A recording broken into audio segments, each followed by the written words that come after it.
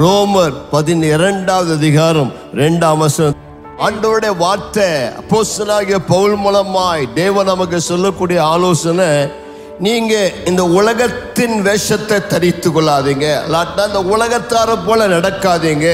உலகத்தார் கொண்டாடுவதெல்லாம் நீங்க கொண்டாட வேண்டும் என்பதல்ல.